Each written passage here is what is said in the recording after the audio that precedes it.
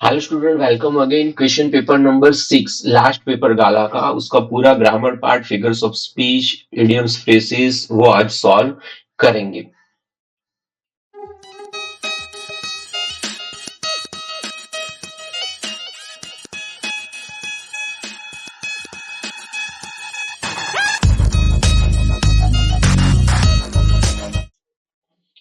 तो देखते हैं क्वेश्चन पेपर नंबर 6। जैसे कि पहला पार्ट आप जानते हो, टेक्सचुअल एमसीक्यू, टेक्सचुअल वोकेबुलरी है, वो आपको टेक्स्ट में से ही करने हैं और बहुत सारा वेटेज है उसका।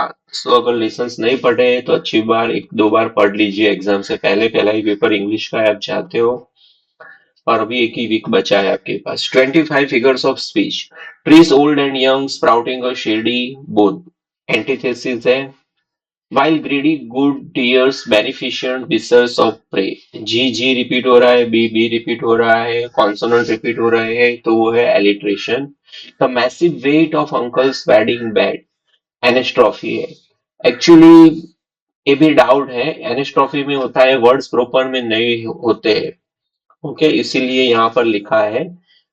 एलिट्रेशन नहीं है इसमें, ऑक्सीमोरन ऑपोजिट वर्ड्स भी नहीं है, मेटाफर भी यहाँ पर है नहीं। The massive weight of uncle's wedding band, तो कुछ कंपैरिजन यहाँ पर कुछ है नहीं। तो एक लास्ट जो पॉसिबिलिटी थी, एनिस्ट्रॉफी लिखी है। एनिस्ट्रॉफी में वर्ड्स प्रॉपर ऑर्डर में नहीं है, तो हम कह सकते हैं कि uncle's wedding band's weight was massive, ऐसा कुछ हो सकता है, मगर है तो सही। 28, therefore on every morrow are we reading. W W repeat हो रहा है तो एलिट्रेशन है। You need to put flesh on the bones of this project। ये आ गया ऑलरेडी पहले। Add more details to। His late game goal finally broke the deadlock। Okay, broke the deadlock उसका मतलब होता है brought an end to stalemate। My father's friends call upon him every Saturday। Call upon का मतलब होता है visit करना।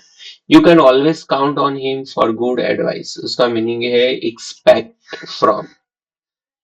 Already ये पहला पैराग्राफ पहले पेपर में आ गया है, तो हम नहीं कर रहे हैं। सेम टू सेम है, कुछ वर्ड्स चेंज हो रहे हैं तो सेम है, आप देख सकते हो। पहले के कोई पेपर में आ गया है 2, 3, 4, 5 में, कहीं एक पेपर में था ये paragraph.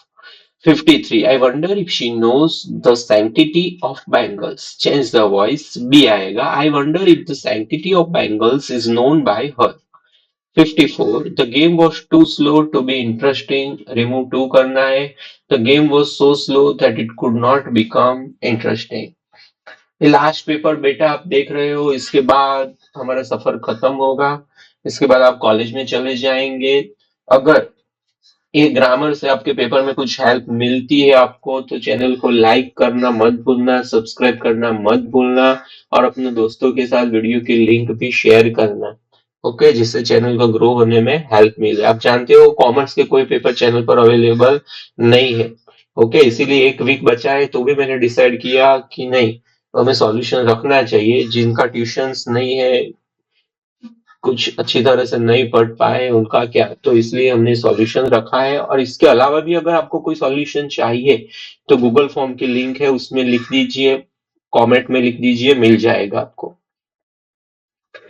So 54, the game was too slow to be interesting हो गया already. The game was so slow that it could not become interesting। It was the greatest triumph। Okay, दो आंसर है और दोनों सही है। It was greater than any other triumph, ये भी सही है। और no other triumphs were as great as that triumph, वो भी सही है। सो दो आंसर है। 56, ये भी डिग्री है और डिफिकल्ट वन है थोड़ा। He couldn't have had a more encouraging opening in films than our grown up makeup boy had। Change the degree, so D उसका सही आंसर है। 57, ही वॉज, अगर आपको लगता है कि सर आपने तो पहचान लिया, डी सही आंसर है, but what shall we do in our exam, हम कैसे पहचानेंगे? तो डिग्री के दो वीडियोस चैनल पर अवेलेबल है, एक में बेसिक मेथड है, दूसरी दूसरी में एडवांस मेथड है। दोनों मेथड अच्छी तरह से पढ़ लो, रूल्स याद रख लो, डेफिनेटली आप भी पहचान पाओगे। Okay. 57, turn into exclamatory। He was an amazing actor। What an amazing actor he was। A 58 but the jump made no difference add a question tag उसका आएगा डिडंट इट। तो इसके साथ ये सॉल्यूशन खत्म होता है बच्चों। थोड़ी देर सुन लीजिए, 1 मिनट मेरी बात।